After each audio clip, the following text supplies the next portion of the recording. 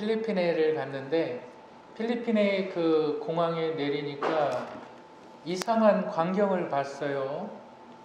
어떤 서양 남자가 미국인인지 뭐 유럽인인지 모르겠는데 이 백팩을 맸어요. 배낭을 맸는데 배낭을 랩 있잖아요. 랩 아시죠? 이 배낭을 랩으로 다 감쌌어요. 그래서 신기한 거예요. 저 사람은 왜 저렇게 배낭을 랩으로 다 감쌌나? 이거 나중에 뭐 물건 꺼내기도 힘들 텐데. 그래서 그냥 그 궁금해하다가 이제 그 나오니까 그 필리핀 목사님이 이제 마중을 나왔더라고요. 그래서 제가 물어봤어요. 저 사람은 왜 이렇게 배낭에 랩을 이렇게 칭칭 감았느냐?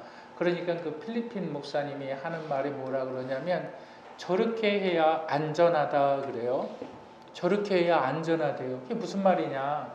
필리핀에는 마약이 너무 흔해가지고 이제 경찰하고 어떤 사람하고 이 짠대요. 짜가지고 그 마약 판매하는 사람들이 여행자들 가방 이런 데에다가 몰래 그 조그만한 마약 이런 거를 탁 넣어놓는데요. 그리고 나서 이제 경찰이 이렇게 보면은 그 사람이라고 지적을 한대요. 그럼 경찰이 딱 와서 검문을 하는 거예요. 그래서 딱 검문을 하는데 마약이 나와요, 안 나와요? 나오거든요. 나는 이 마약 내 거 아니다 해도 이 현장에서 잡혀버리니까 물증이 있고 다 그러니까 딱 두 가지 중에 하나를 선택을 해야 되는 거예요. 감옥을 가든가 아니면 그 자리에서 엄청난 돈을 주고 이거를 마무리를 하든가. 그래서 두 번째 방법을 하는 거예요. 딱 그렇게 딱 걸리면 엄청난 돈을 주고 그 자리에서 풀려나야 되는 거예요. 그것을 셋업 범죄라고 해요. 셋업 범죄. 그래서 이것을 우리말로 표현하면 덫입니다. 우리 한번 그림을 잠깐 보여주시겠어요? 여러분, 덫, 이 영어로는 셋업이라고 그러는데 덫을 잘 아실 거예요. 짐승을 잡기 위해서 쳐놓는 겁니다. 그런데 덫에 한번 걸리면 거의 90% 이상은 죽었다고 봐야 돼요. 덫에서 빠져나갈 수가 없어요. 이제 그림을 안 보여주셔도 돼요. 그런데 동물을 잡기 위한 덫뿐만이 아니라 우리의 삶의 영역에는 다양한 덫들이 쳐져 있습니다.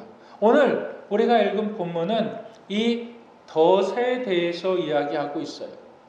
근데 누구를 잡으려고 하는 덫이냐? 예수를 잡으려고 하는 덫이에요.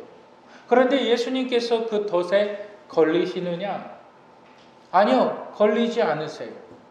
오히려 예수님께서는 새로운 방법을 말씀하십니다. 그래서 본문을 통해서 증거되어지는 말씀이 저와 여러분들의 삶에 큰 은혜가 될 줄 믿습니다.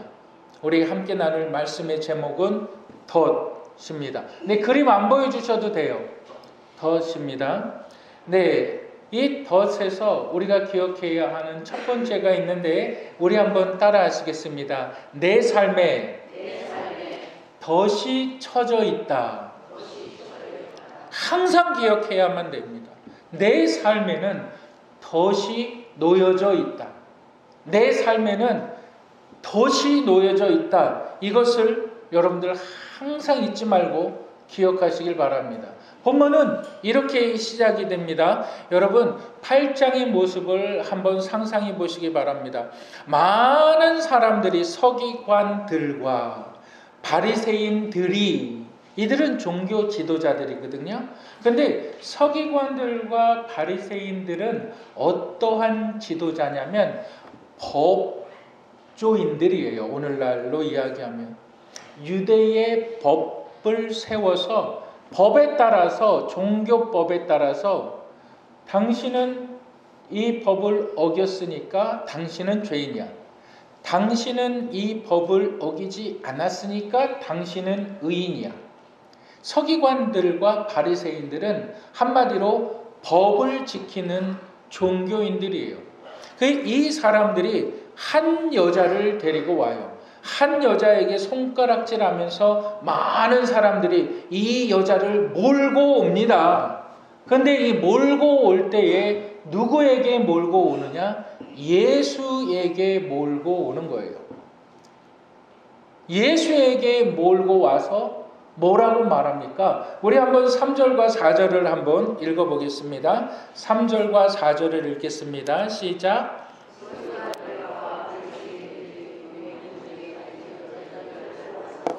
가운데 세우고 예수께 말하되 선생님이여 이 여자가 간음하다가 현장에서 잡혔나이다. 이 여자가 잡혔대요. 현장에서. 근데 3절을 보세요. 3절을 보니까 우리가 3절을 보니까 서기관들과 바리새인들이 음행 중에 잡힌 여자를 끌고 와서 뭐 하다가 잡혔어요? 음행. 근데 4절에 보세요. 4절에 보니까 예수께 말하되 선생이여 이 여자가 뭐 하다가? 3절은 뭐 하다가? 음행하다가. 4절은 뭐 하다가? 간음하다가. 음행과 간음은 같아요, 달라요? 다릅니다. 음행이라는 것은 뭐냐면 음행이라는 것은 포르네이아, 정확하게 포르네이아라는 것은 뭐냐면 결혼 여부와 상관없이 성적 부도덕을 이야기하는 겁니다. 그렇기 때문에 이 여자가 결혼을 했든지 이 여자가 결혼을 하지 않았든지 그냥 이 여자는 음행한 짓을 한 거예요. 그것을 여러분 잘 생각해 보시기 바랍니다. 그런데 그 음행의 조건이 4절에 가니까 음행이 뭐로 바뀝니까? 간음이라는 것으로 바뀌어져요. 간음이라는 단어의 정확한 말의 어원은 모이케이아라는 뜻입니다. 모이케이아라는 것은 뭐냐면 결혼한 여자가 이 서약을 깨뜨렸기 때문에 이 여자는 종교적으로 반드시 처벌을 받게 돼 있다. 음행은 포괄적인 범죄라 그러면 간음은 반드시 형사적으로 이 여자는 반드시 사형에 처해야 된다라고 명시가 딱 돼 있는 범죄예요. 그러면 사람들이 예수님에게 딱 와가지고 지금 하는 말이 뭐냐면 이 여자가 음행 중에 잡혔나이다. 그리고 또 지나서 이 여자가 간음 중에 잡혔나이다. 왜 말을 바꿀까요? 왜 말을 바꿀까요? 이것이 덫입니다. 왜 서기관들과 바리새인들은 예수님을 고소하려고 했을까요? 여러분 우리 한번 6절을 읽어보실까요? 우리 5절을 한번 다 같이 읽겠습니다. 5절 시작. 모세는 율법에 이러한 여자를 돌로 치라 명하였거니와 선생은 어떻게 말하겠나이까? 여러분 이것이 그들이 만들어 놓은 덫이에요. 왜? 서기관들과 바리새인들은 예수를 고소해야만 해요. 어떻게든지 저놈을 잡아 죽여야만 되는 거예요. 그런데 저놈을 왜 잡아 죽여야만 됐을까요? 왜 잡아 죽여야만 됐을까요? 서기관들과 바리새인들의 종교 체제를 예수님께서 무너뜨리기 때문에 그래요. 왜? 서기관들과 바리새인들은 자기들이 정한 법의 기준에서 너 죄인이야, 너 죄인 아니야. 죄인은 가감하게 형벌을 내리고 매질을 하고 엄청난 벌금형을 물게 하는 거예요. 그리함으로 말미암아 자기들의 권위가 더욱더 견고해지는 거예요. 자기들의 말을 다 사람들이 복종을 해요. 근데 예수님의 방법은 뭐냐면 죄인도 사랑하시고 죄를 지은 자도 용서하시고 품어주는 거예요. 그러니까 우리의 강력한 법 체제가 누구 때문에 지금 무너지고 있어요? 예수 때문에 지금 무너지고 있는 거예요. 죄를 지어도 죄가 없다 그래요. 안식일에 범죄해도, 안식일에 일을 해도 괜찮다 그래요. 야, 우리 종교 시스템에 막강한 종교 시스템에 저 어디서 온지도 모르는 저런 사람이 우리의 권위에 도전하고 있어? 그래, 저놈을 잡아 죽여야 되겠다. 그렇다면 우리가 덫을 놔야 돼. 우리가 계획을 잘 세워서 저놈이 빠져나갈 수 있나 없나, 절대 못 빠져나가게 잡아 죽일 수 있는 계획을 세워야 돼. 그게 바로 간음한 여자를 데리고 오는 거예요. 아, 이 여자가 음행 중에 잡혔습니다. 근데 또 있다가는 이 여자가 간음 중에 잡혔나이다. 선생이요, 당신은 어떻게 하겠습니까? 이 여자를 만약에 율법에 따라서, 모세의 율법은 어떻게 합니까? 간음하다 잡힌 여자는 무조건 돌로 쳐 죽이라 그래요. 그래서 예수님이 그러냐? 그러면 이 여자를 돌로 쳐 죽여라. 그러면 지금까지 예수님께서 가르쳐 온 것과 가르치고 온 모든 말씀들이 다 무효가 되어버리는 거예요. 여러분, 그런데 여러분 이렇게 생각을 해보시길 바랍니다.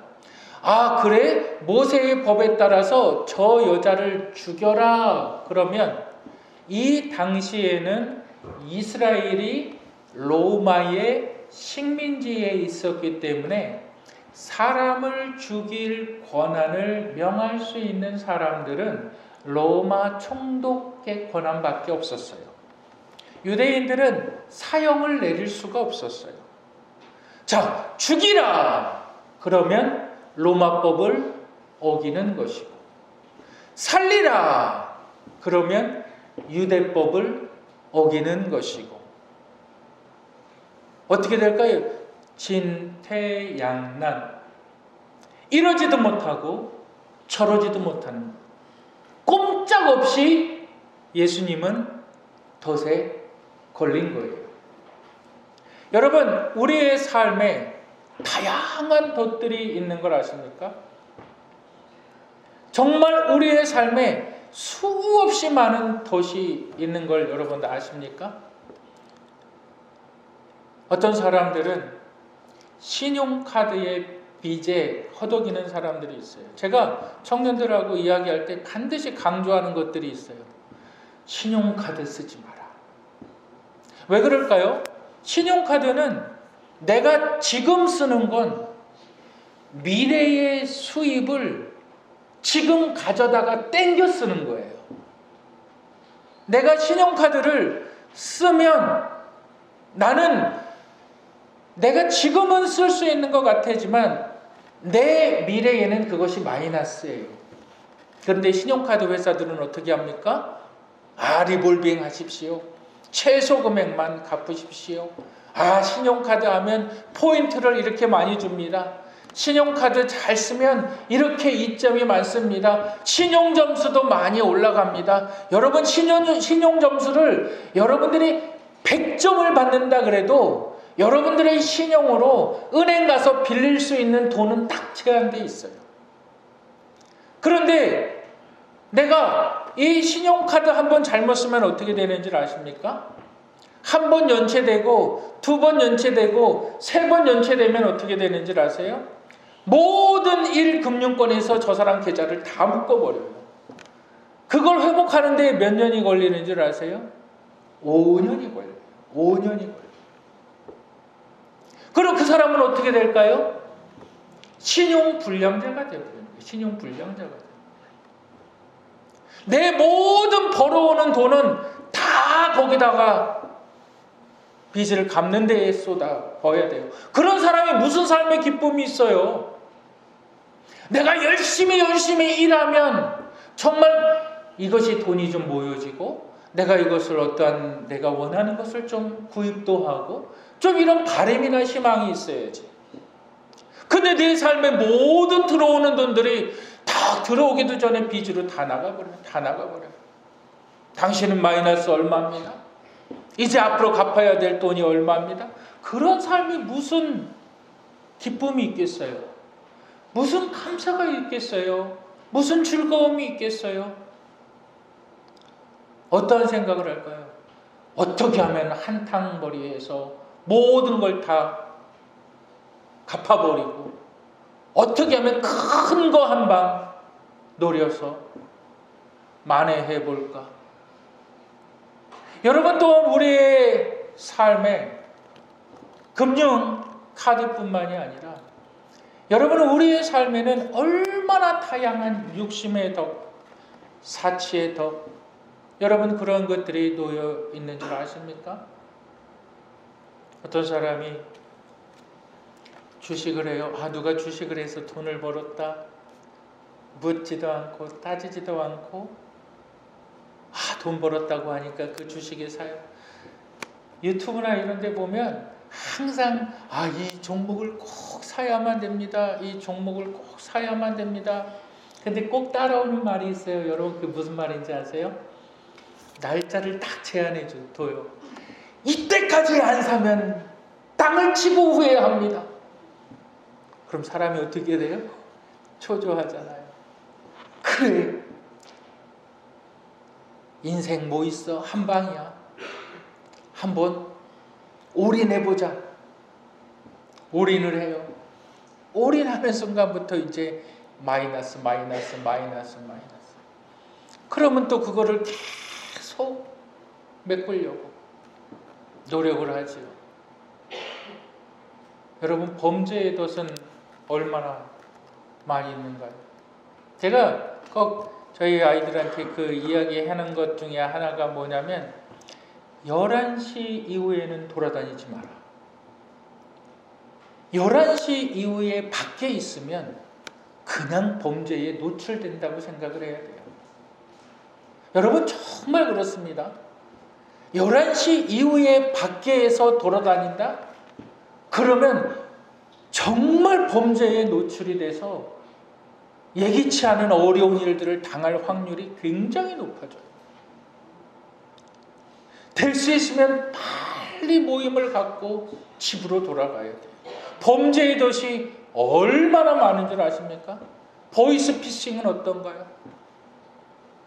그런데 이것이 한 번 물리면 어떻게 돼요?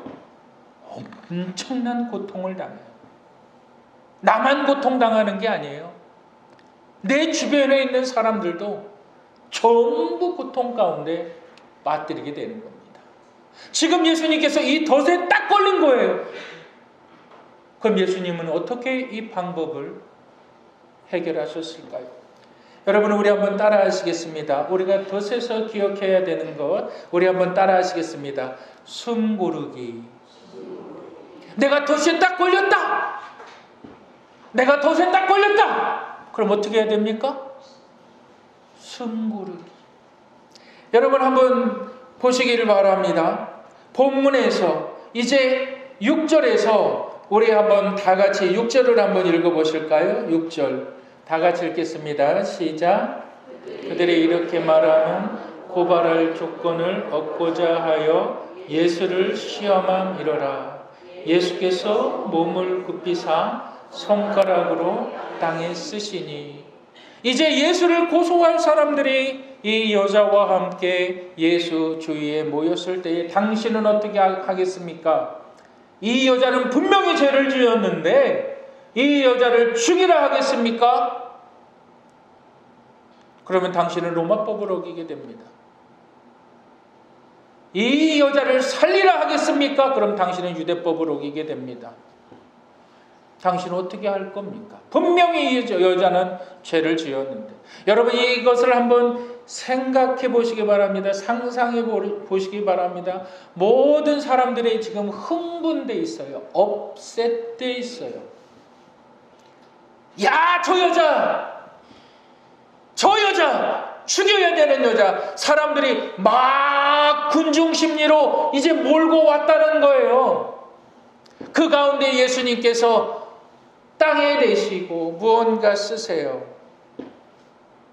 이것을 음악적으로 얘기하면 쉼표라는 것입니다.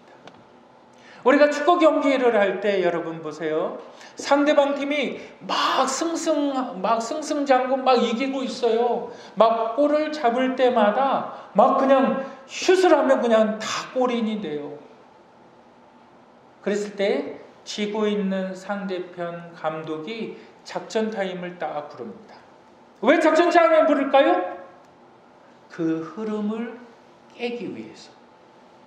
그 흐름을 깨기 위해서 작전 타임을 부르는 거예요. 지금 예수님께서 숨 고르기 작전 타임을 하시는 거예요. 숨 고르기. 그 흐름을 깨시는 거예요.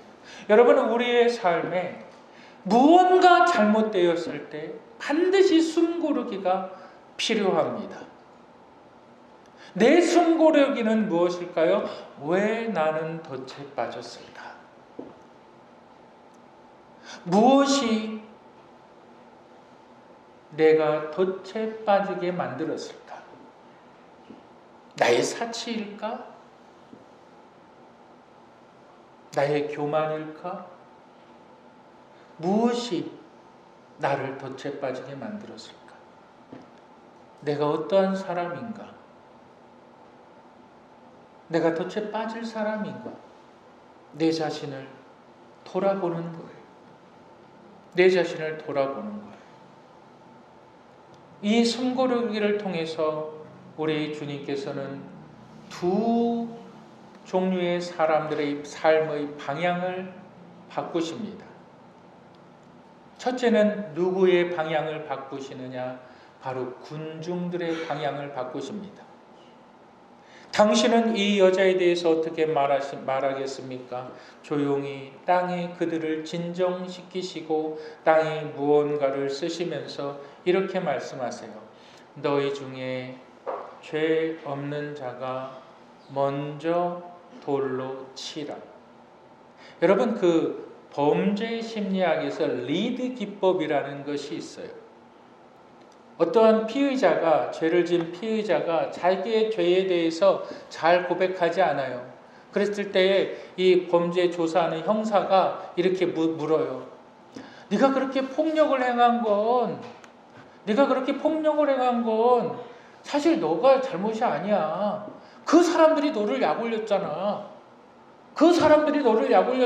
네가 그렇게 나쁘게 자란 건 그 너 때문에 그런 거 아니야. 너 어려서부터 네 부모가 너를 그렇게 때리면서 키웠잖아. 그랬을 때 사람은 어떻게 됩니까? 내 행동이 정당해지는 것 같아. 그걸 느껴요. 이것이 본문에 그대로 나타나는 거예요. 저 여자를 죽임으로 말미암아 저 여자를 죽이는 것이, 저 여자를 벌하는 것이 내 행동이 맞는 것 같아. 근데 그들을 향하여서 예수님께서 정확하게 묻는 것이 뭐냐면, 너희 중에 죄 없는 자, 너희는 죄를 안 졌느냐? 너희 중에 죄 없는 자가 있느냐? 갑자기 무엇에 큰 찔림을 받습니까? 양심에 큰 찔림을 받아요. 내가 이 여자를 몰고 가는 게 죄라고? 이 여자의 죄가 내 죄라고? 내 죄가 이 여자의 죄라고? 위치는 다르지만 똑같은 죄에 내 양심에 탁 찔리는 거죠.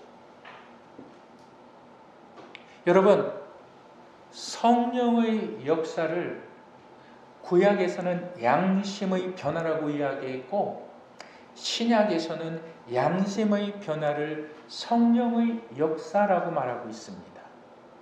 왜 그럴까요? 양심이 변화될 때, 양심이 가책받을 때 생각이 바뀝니다. 양심이 변화될 때 행동이 달라집니다. 그것을 신약에서는 성령의 역사라고 말하고 있는 거예요. 근데 무엇으로 성령의 역사가 나타납니까? 예수님의 말씀으로. 그러니까 이 여자를 막 몰고 왔던 군중들이 뿔뿔이 하나 없어지는 거예요. 뭐가 그들을 변화시켰습니까? 양심의 가책.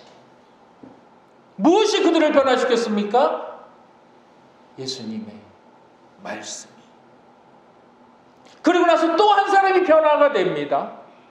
여러분, 우리 한번 11절을 한번 다 같이 읽겠습니다. 11절 시작.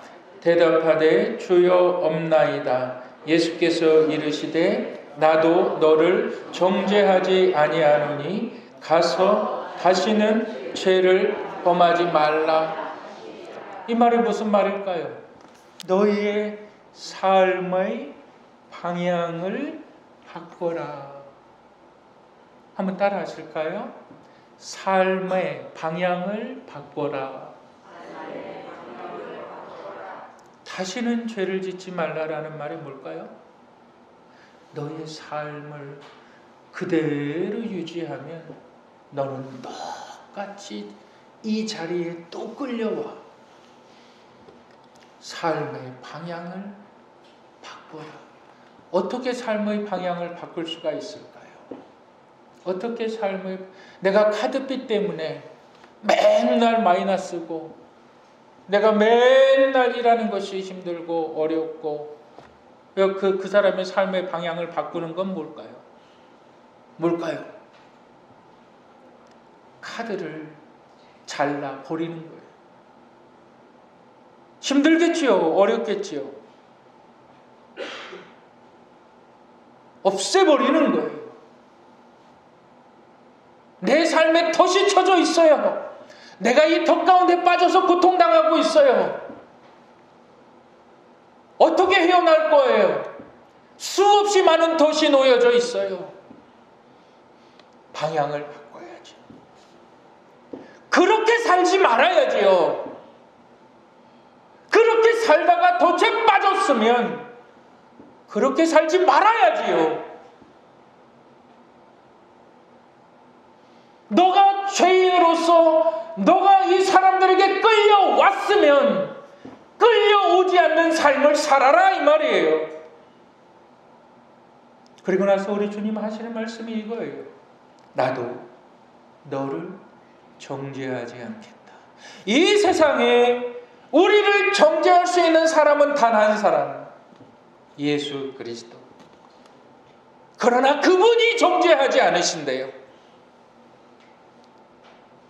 부모도 자식을 정죄할 수가 없어요. 자식도 부모를 정죄해서는 안 돼요.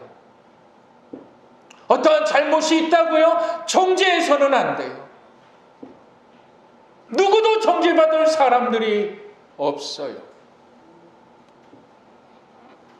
우리 주님께서 이렇게 말씀하십니다.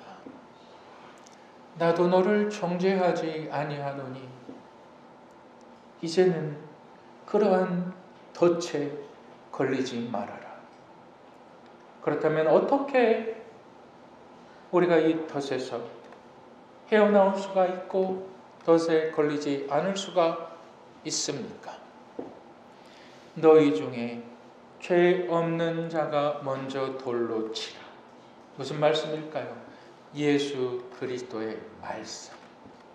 말씀과 기도로 연결되어질 때, 말씀은 내 생각을 바꾸고 내 행동을 바꾸고 내 인격을 변화시켜 나아가는 것입니다. 기도는 성령의 지혜가 내 삶을 통하여 나타나는 것입니다. 매주일 월요일부터 금요일까지 우리 본교회에 올라오는 그 말씀의 주옥 같은 내용들, 여러분 다 30분이에요. 길으면 30분, 짧으면 5분도 안 걸립니다. 그 말씀 한 절 붙잡고, 주님 오늘도 내 앞길을 가리켜 주세요. 주님 나와 만나는 사람들, 나와 함께하는 사람들, 주님 나의 삶을 이끌어 가 주세요. 기도 제목도 다 나와 있지 않습니까? 교회를 위해서, 성도들을 위해서 기도할 때, 내 삶을 변화시켜야 되겠어. 어디 가서 무슨 수업을 듣고 어디 가서 교육을 받고, 네, 잘하는 거죠. 그것도 굉장히 중요한 것입니다. 그러나 우리의 본질적인 변화는 오직 주의 말씀입니다. 그 말씀을 붙들고 내 삶의 수없이 많은 덫들을 여러분들 이겨나가시기를 주님의 이름으로 축복합니다. 이미 덫에 걸렸습니까? 괜찮습니다. 하나님이 회복하십니다. 삶의 방향을 바꾸시는 분들 되시기를 주님의 이름으로 축복합니다. 우리 함께 기도하겠습니다.